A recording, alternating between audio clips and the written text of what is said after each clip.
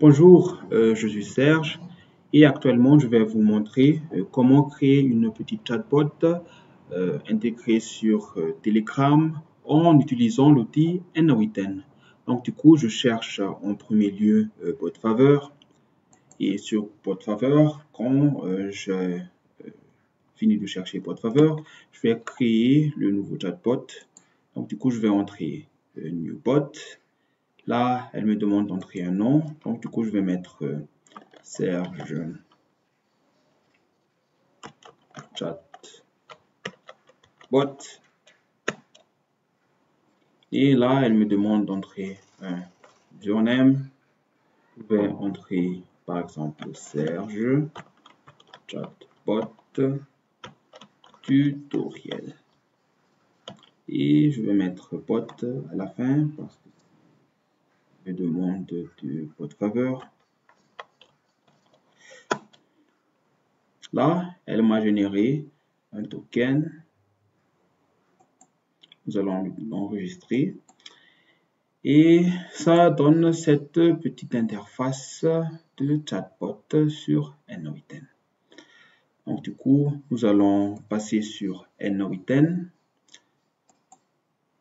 Nous allons ici, normalement, vous devez créer une nouvelle workflow, mais dans mon cas, j'ai déjà un workflow. Et donc du coup, je vais plus créer. Je vais mettre trigger Telegram. Nous allons mettre en message et là, nous devons connecter. Non, je vais mettre sur nouvelle. Nous devons connecter le token que nous avions copié sur PodFaveur ici. Donc, moi, je vais mettre save. Là, c'est enregistré. Et nous allons tester si n8n va recevoir le message venant de Telegram. Je vais mettre bonjour. OK. Là, nous recevons le texte bonjour venant de Telegram. Le prochaine étape, c'est que nous allons mettre un nouveau module, iAgent. Alors, iAgent est un outil puissant de n8n permettant de connecter des outils comme ChatGPT ou Gemini de Google ou Claude de Anthropic sur n8n et permettant de faire certaines tâches sur n8n. Là, je vais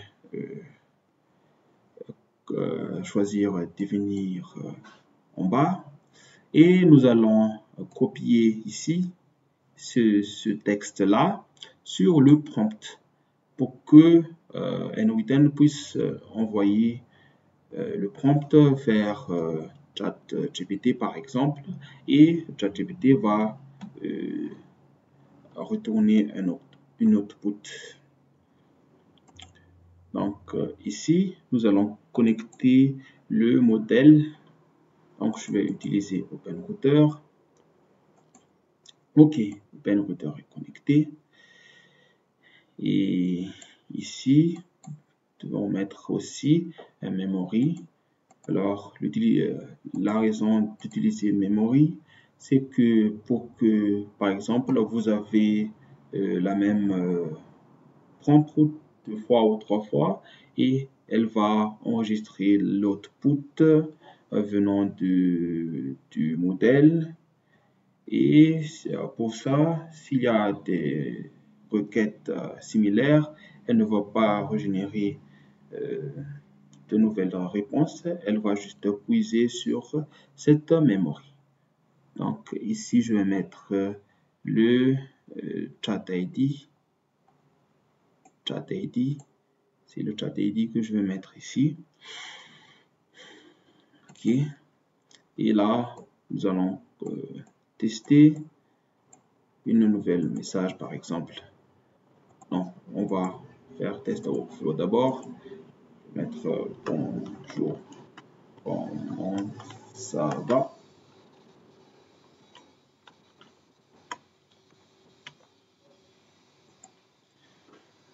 Là, ça a généré un output. Ok, là, nous avons créé notre petit chatbot et la prochaine étape, c'est de renvoyer l'output vers le Telegram. Donc, du coup, là, on va chercher le module Telegram. Nous allons mettre send text message. OK. Là, sur le chat ID, nous allons mettre le chat ID ici.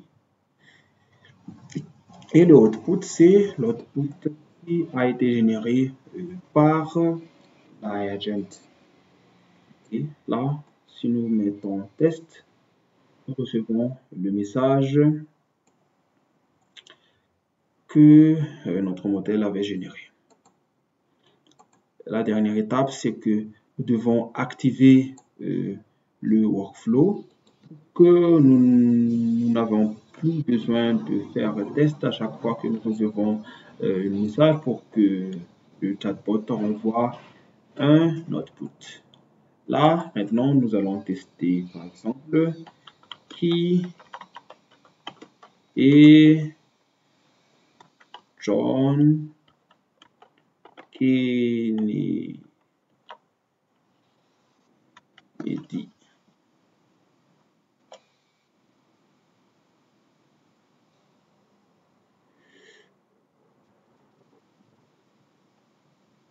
Là, ça génère un message, un output comme si nous avions ChatGPT sur Telegram. Merci de m'avoir entendu jusqu'à la fin et je vous dis à bientôt.